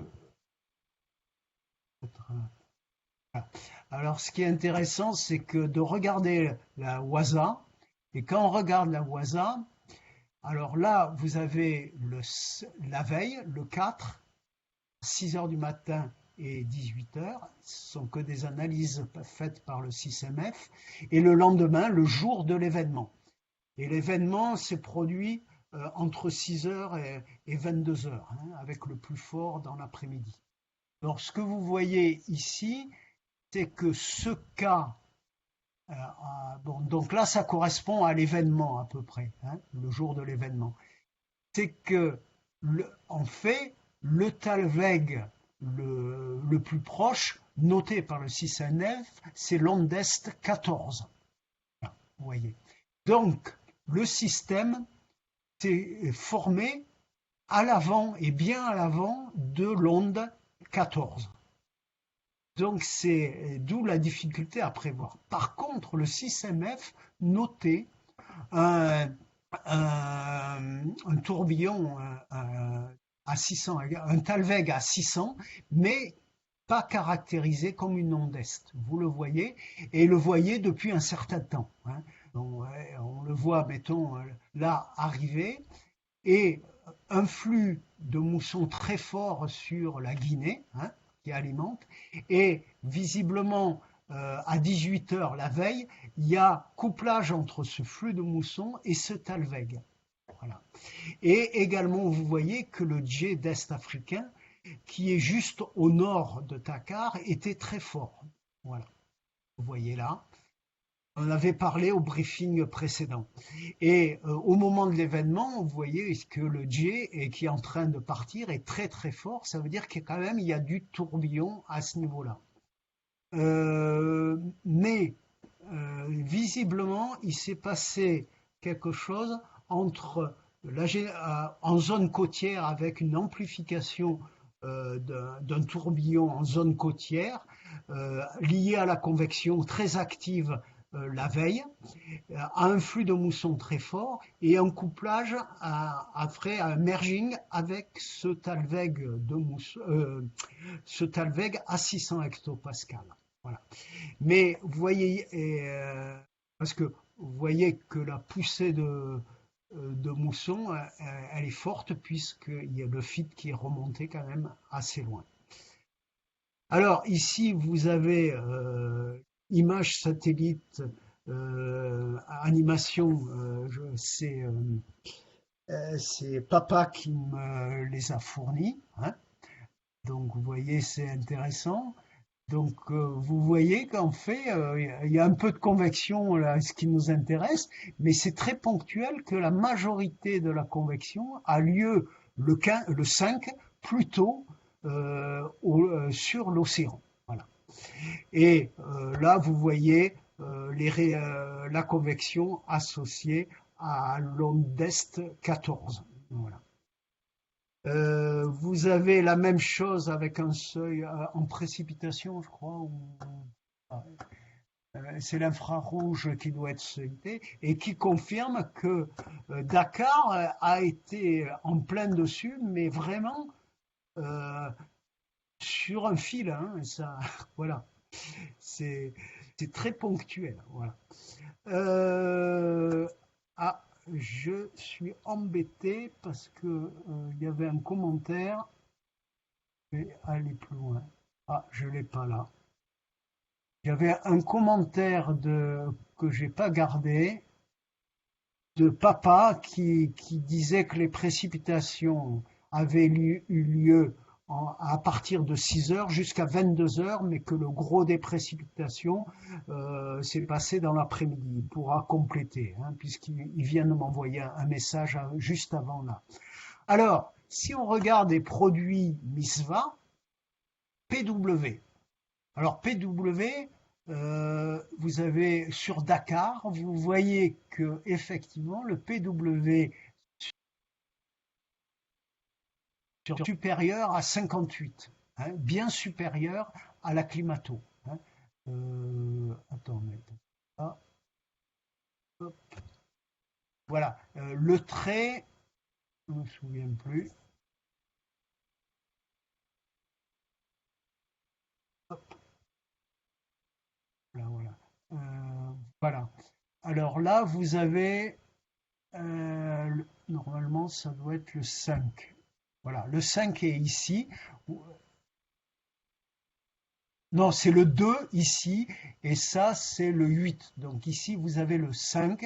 Vous voyez que le 5, c'est effectivement PW, est très très fort, donc favorable à la convection. Et la prévision faite le 2, hein, anticipait effectivement à peu près cet événement. Hein. Mais il fallait être 3 jours avant pour commencer à voir PW très très fort. Et le plus fort qui était prévu était plutôt associé à l'onde d'Est 14. Voilà. Et en carte, vous avez ici la prévision et l'analyse ici. Alors le total et l'anomalie. Donc vous voyez que l'analyse montre qu'effectivement au nord de Dakar, il y a eu énormément de PW. Voilà, donc c'est cohérent, mais c'était juste à ce niveau-là. Et que l'onde d'est qui était là, il y avait moins d'eau précipitable. Et la prévision, vous voyez, qu'elle allait un peu à 3 jours, allait dans ce sens, mais n'était pas suffisante. Et au contraire, là, vous voyez la prévision de l'onde d'est qui était plutôt. Non, l'onde d'est était prévue ici, la 14, ici. Voilà. Ça, c'est plutôt un Talweg, la dorsale. Après, donc, vous voyez la qualité de la prévision, mais à partir de là, c'était quand même difficile de prévoir. Alors, l'autre chose, c'est le transport de moussons, hein, monsoon transport. Ici, vous avez ce qui s'est passé. Donc, le jour même, le 5, à 12 heures, vous voyez effectivement le flux de moussons très très fort. Hein. Donc là, on peut dire qu'il y avait c'est le Talweg noté par le 6MF, hein, mais pas, qui n'ont pas classé comme une onde est. Hein. Et là, vous avez l'onde est, la 14, à ce niveau-là. Et la prévision prévoyait quelque chose qui était correct pour l'onde est, mais par contre, a eu du mal à prévoir ce renforcement ici. Donc, même à 3 jours de prévision. Et c'est là où ça pêchait un peu, et c'était quand même très difficile, mais amorcer quand même quelque chose à ce niveau-là. Donc très difficile à prévoir. Et pour finir, vous avez la fameuse analyse barotrope avec les 4 panels. Tout à l'heure, je vous ai montré, vous avez ici que la partie barotrope de la ligne de flux. Donc ici c'est la prévision et c'est ce qui s'est passé. Donc ce qui s'est passé, vous voyez effectivement qu'il s'est créé un tourbillon à ce niveau-là qui était quelques jours la veille plutôt sur le Fouta Djallon, Guinée-Bissau, et vous aviez un jet très très fort à ce niveau-là. Hein, barotrope, et vous l'avez le JEA aussi très fort avec un tourbillon effectivement. Donc la prévision était assez bonne et parce qu'elle prévoyait quand même 2 tourbillons, celui de l'onde est et celui qui précède et qui avait été classé uniquement à 600. Et ce que vous voyez, c'est que la prévision, ah oui, non, ça c'est l'analyse, la prévision voyait quand même quelque chose un peu, mais pas assez fort et pas assez humide, alors que là on voit que c'était plus humide. Mais voilà. Donc, oui, ça c'est la prévision, voyez bien quand même ce. Voilà. Donc voilà ce que je voulais dire. Donc ma conclusion sur ce cas-là, c'est que visiblement il y a eu du 4 au 5 générations de tourbillons le long de la côte, depuis la Guinée jusqu'à la Casamance. Ce pourrait être le merging entre ce tourbillon et le Talweg à 600 hectopascales, repéré sur la Nassig, qui soit à l'origine de ce cas. Mais très intrigant, l'activité était surtout sur l'Atlantique. Un cas difficile à prévoir. Avez-vous déjà vu des cas similaires? Voilà où j'en suis et je crois qu'il est quand même. Bon voilà, j'ai tenu 1 heure et demie. Voilà, donc on a un peu de temps comme prévu puisqu'on a démarré un quart d'heure plus tard. Donc je vous laisse la parole pour poser des questions et discuter.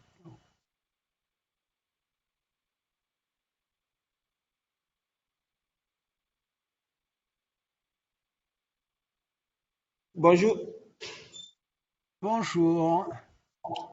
bonjour Philippe, c'est Félix Sissoko de Mali Météo. Oui, Voilà, bonjour. j'ai suivi votre présentation avec intérêt. Et Oui, néanmoins, j'ai une question. Et j'ai regardé l'analyse d'aujourd'hui. Donc, oui. Bon, j'ai vu un cas, je ne sais pas si on peut l'assimiler au cas de Burkina de 2009, mais bien vrai que voilà, le tourbillon n'est pas aussi bien Tu fermé peux, que ça. tu peux me redonner la date de ce cas? Partager mon écran. Ah, on va partager, donc j'arrête le partage de mon côté. Et Voilà. un instant. Je vois qu'on est 31, c'est très super. Parce que tout ça, je ne le voyais pas. Bon, vas-y, tu peux Ok, partager. donnez-moi un instant. Oui, bien sûr, hein. Bon, entre-temps, il y a peut-être quelqu'un qui veut dire quelque chose.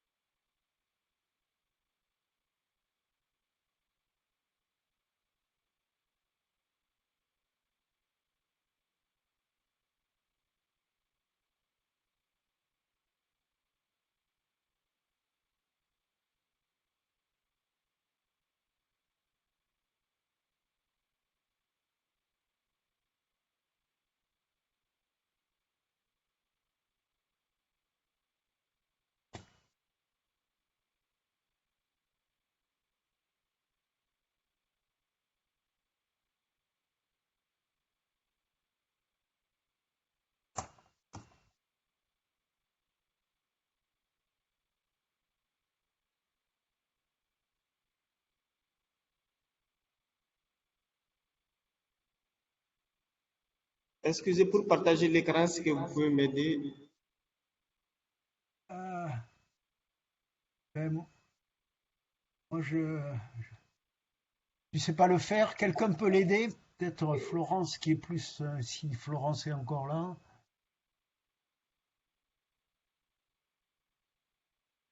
Quelqu'un peut aider? Jean-Marcel, toi, tu vas être peut-être plus expert. Ben, je sais pas trop quoi dire. En principe, en haut de l'écran, il y a une chose qui s'affiche qui représente justement l'écran. C'est là-dessus qu'on clique. Et après, il est préférable de demander le partage de tout l'écran plutôt que d'une fenêtre. Mais là, on n'a rien vu apparaître du tout, donc je sais pas. C'est un peu étonnant. Je sais pas pourquoi ça partage pas de son côté.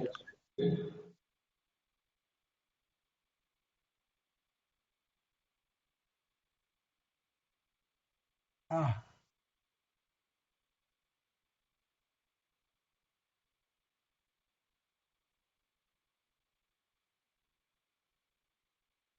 ou alors, Philippe, tu m'envoies, tu as quelques transparents à me montrer, tu me les envoies, sinon. D'accord. On peut faire ça. Pendant ce temps-là, on prend une autre question. Et puis quand... Hein,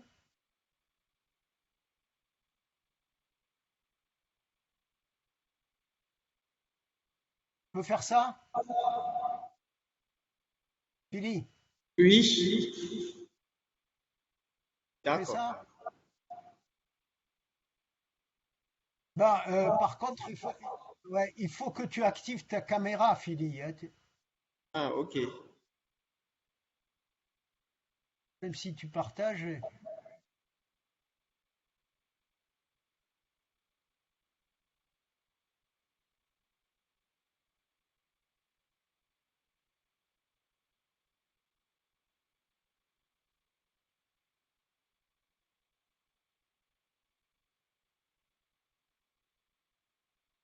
Bon, je prends une autre question pendant ce temps-là, hein. Ah, Et Philippe, tu m'envoies tout ça, hein. ok. Une autre question? Ah, j'entends pas.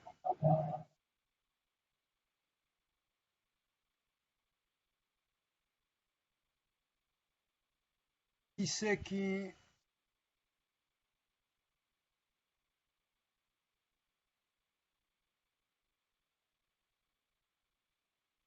Alors, le Niger n'a pas le son.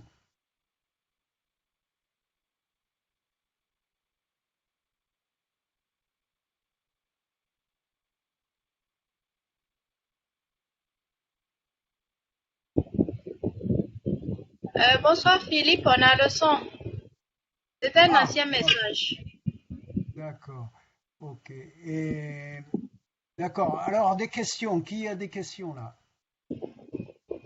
Non, ça va, on n'a pas de questions, on attend Ah, le d'accord. Burkina Alors, qui... est-ce que papa est là? Parce qu'il peut commenter le cas du 5 août.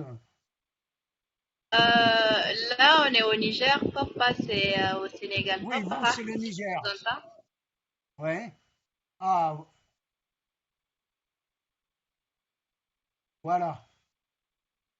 Ça y est, j'ai quelque chose là. Voilà, Philippe, Super. voilà. Je parlais de ces cas.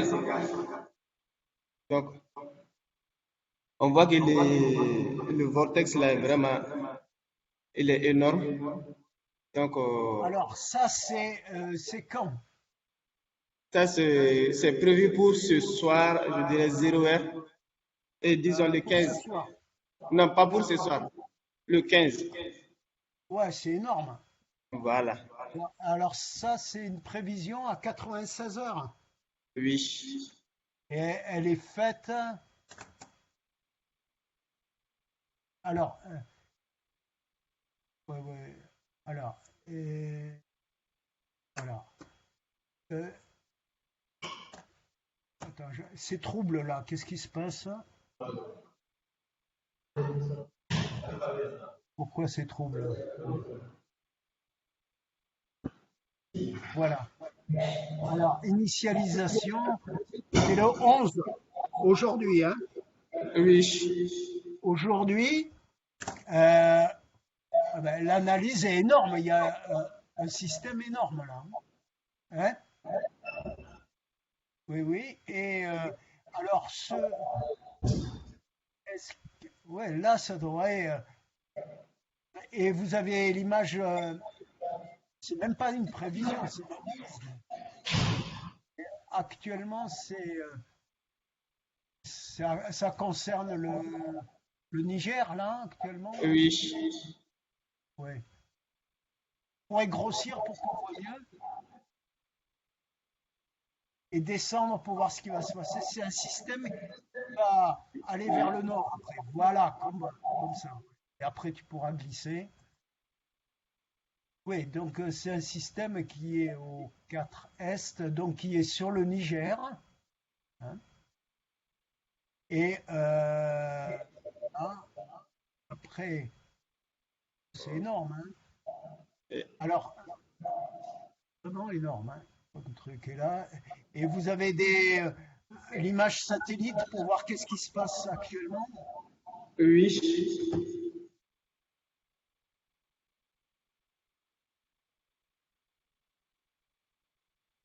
Alors, puisque c'est ça, moi je pourrais partager l'écran et D'accord. parce que moi j'ai accès à tout ça hein, normalement. Ok, pas de souci. Alors,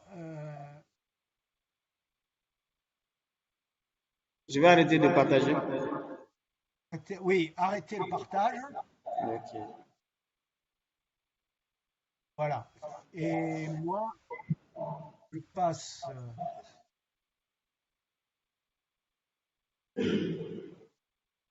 Voilà. Donc maintenant, on va revenir au site. Voilà. Alors, on va aller au produit.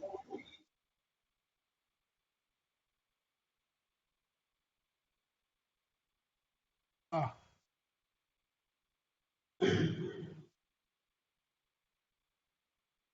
ah, ça marche pas.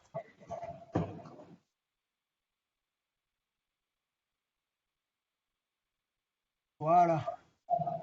Donc, on va. Alors, prévision synoptique. On va regarder carte.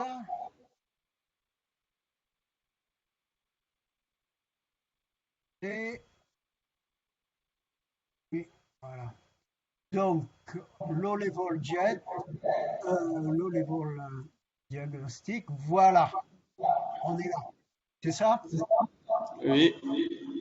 Voilà. Bon, vous voyez tout? Hein? Bon, alors C'est possible de l'agrandir. Voilà. on va diminuer pour tout voir. Voilà. Donc, là, c'est aujourd'hui et c'est l'analyse. Hein? Ah oui, mais le CAC, c'est le. Ah ouais, mais ça, c'est. Je me suis trompé. Parce que là, c'est le domaine atlantique, Ouest africain. Voilà.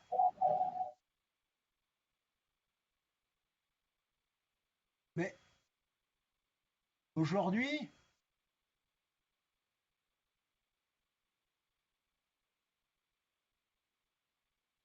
c'est cette image qu'on avait tout à l'heure. Fini. Oui. Oui. C'était la prévision d'aujourd'hui Non, c'était pas la prévision d'aujourd'hui. Oui, c'est la prévision d'aujourd'hui, mais pour c'est aujourd'hui. jusqu'au 15. C'était la prévision du 15. Oui. D'accord. Alors il faut aller là.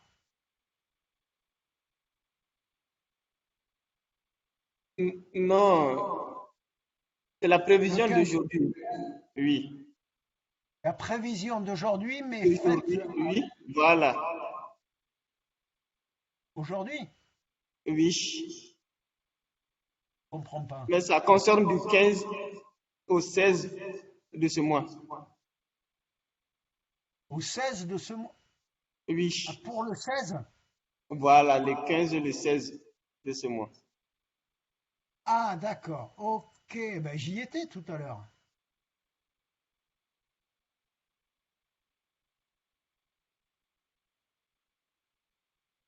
Vous pouvez faire défiler. Ah, voilà. Voilà. Ah, alors, pour le 16. Oui. Bon. Alors, on va commencer par faire une animation. Mhm.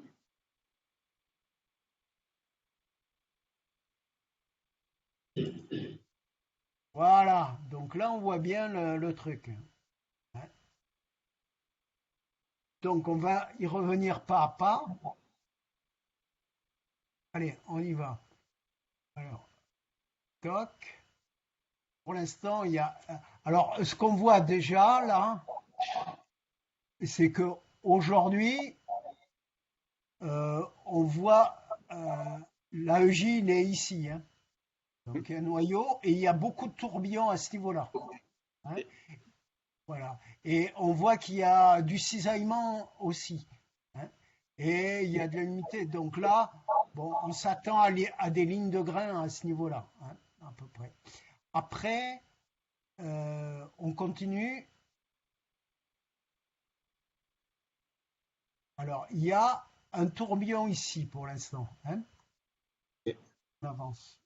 Toc. Voilà. Là, il y a une génération là, au sud du lac Tchad et à l'est. Pour le Darfour, voilà. Il y a toute cette zone-là. Vous voyez que le JEA s'intensifie. Hein. Donc, voilà. Ouais, oui. Alors là, oui, il y a quelque chose de très fort. Alors ça, c'est déjà, c'est pour quand? C'est pour le 13. 13. Pour le 13. Hein, voilà.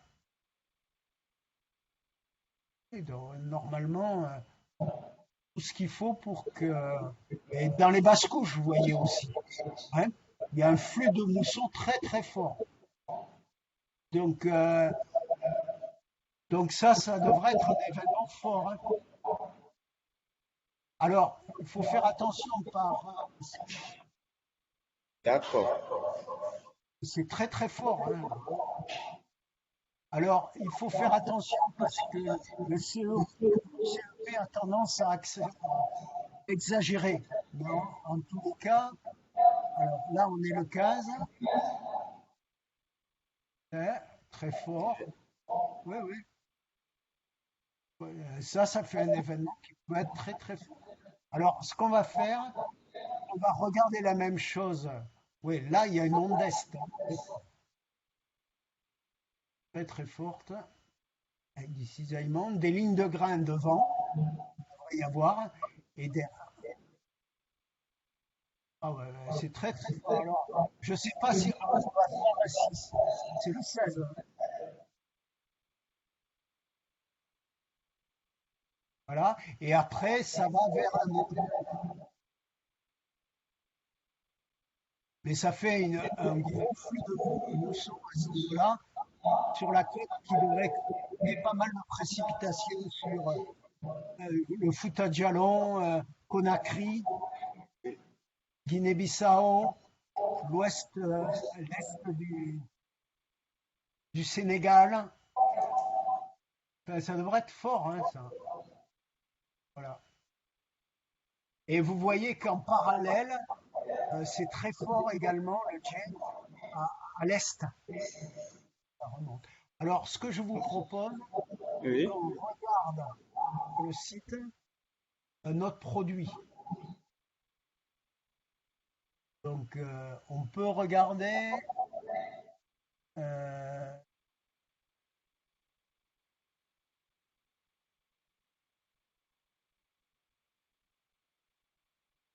voilà.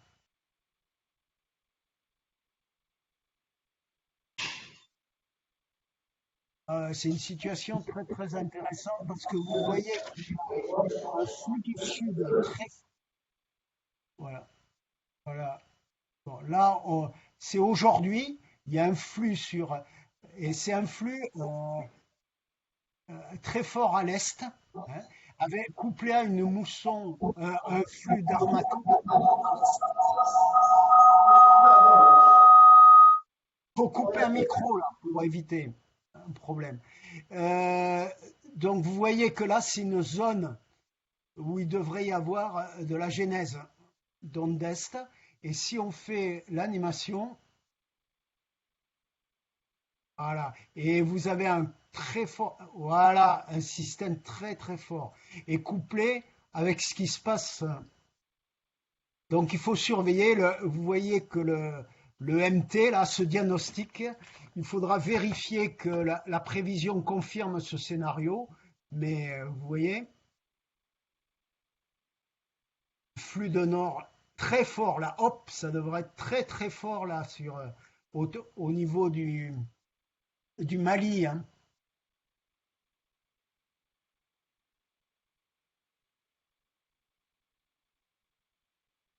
Voilà, toc.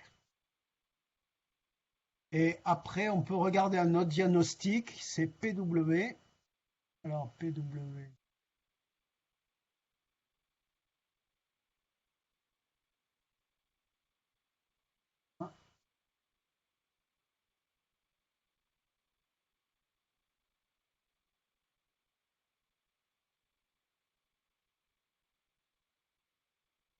Voilà, on peut y aller.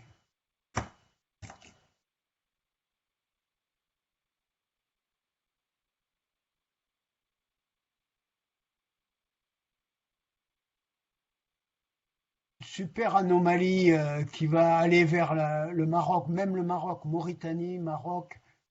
Il y a une super poussée, hein. Et actuellement, il y a quand même très, beaucoup de précipitations, hein.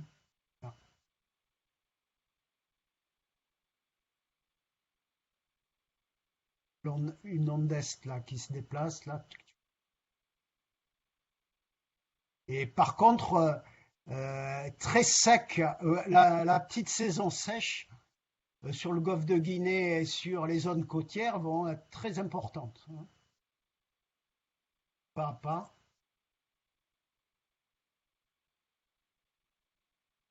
Bien qu'en début de période, il peut y avoir des pluies à la côte, hein, vous voyez. Et après, des pluies à la côte assez importantes au début, hein, jusqu'au 14, et puis après, ah, si, si, il va y avoir des choses à la côte aussi, et après, ça va remonter. Et c'est à partir de là que ça va remonter, c'est-à-dire effectivement autour du 15-16. Avant le 15, ça va être plutôt assez sud et après une zone très sèche qui va s'installer, alors que, sachant que ça va monter au nord. Voilà. Une bouffée qui est très très forte. Donc voilà. Je pense que les ondes, ça serait intéressant de regarder, en particulier les ondes mixtes et les MRG, mix Rossby gravité.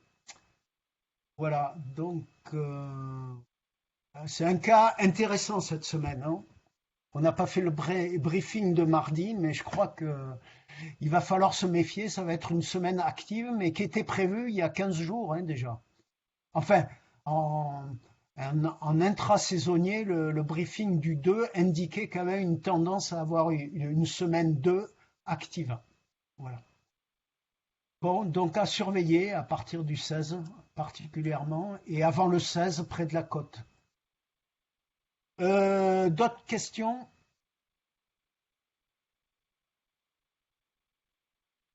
Tiens, je regarderai bien quelque chose, le vent. Alors, bonjour, monsieur Jean-Philippe. Bonjour. Moi, c'est Diane Laoui du Bénin. Ouais, du Bénin, ouais. Je voudrais revenir sur le cas d'aujourd'hui. Et sur l'image satellitaire, on constate qu'il y a déjà un système qui est quand même assez actif déjà sur le Niger et le nord du Bénin. Qu'est-ce que ça change au diagnostic que vous avez présenté tout à l'heure? Alors, on peut revenir justement là. Donc, vous dites aujourd'hui. Oui, Hein. aujourd'hui. Donc, vous voyez l'image? Voilà. Oui, Donc, effectivement, vous voyez que le Bénin, hein, et le Cameroun, bien sûr aussi, c'est une zone bleue qui est bien supérieure à 45. Donc tout ça, c'est favorable aux précipitations. Et vous voyez également que le flux de mousson, enfin, on voit bien le flux de mousson. Hein. Alors, on va regarder la prévision. Hein, mais en anomalie, et actuellement, c'est quelle partie du Bénin qui est touchée?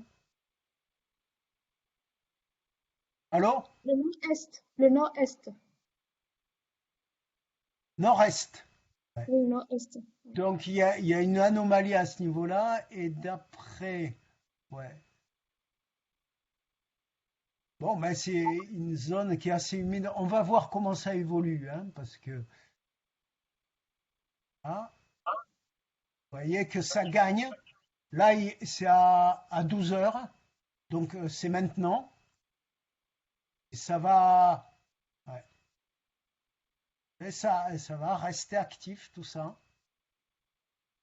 Et voilà, actif.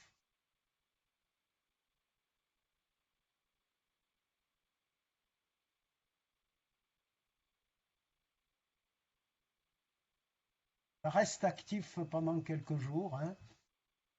De la convection pas trop organisée quand même. Hein, parce que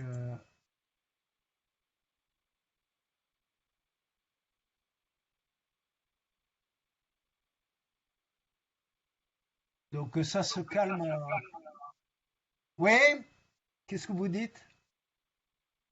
Et Philippe, Oui, Philippe, c'est Ousmane Bawa du Niger. oui, Et c'est pour rejoindre oui, un peu ce que vous êtes en train de dire par rapport à la convocation qui n'est pas tellement très organisée. Parce que ouais. nous avons comment dirais-je, une divergence à 850 sur la boucle du Niger. C'est ce qui a affaibli un peu le système et qui approche un peu Bénin. Il va remonter, mais quand même très affaibli.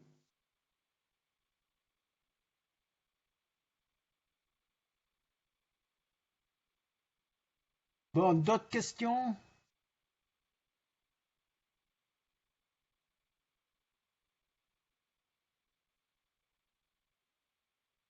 Bon, euh, on va revenir là.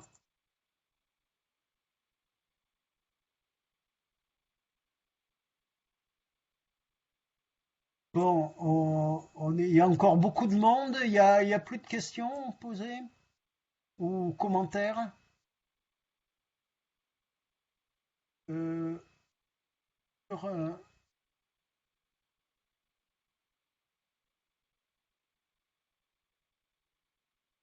bon, ben, s'il n'y a plus de questions, on va s'arrêter. Euh, alors, pour répondre à une question, il y a eu enregistrement, hein, donc ça sera disponible. Hein, voilà. Donc, je vais vous quitter et arrêter donc l'enregistrement, sauf s'il y a une dernière question. Voilà. Au revoir et merci pour votre attention. Désolé pour avoir débordé, mais bon, c'est tout. Voilà. D'accord. Au revoir. Merci beaucoup, Jean-Philippe. Ouais. Merci Jean-Philippe. Au revoir.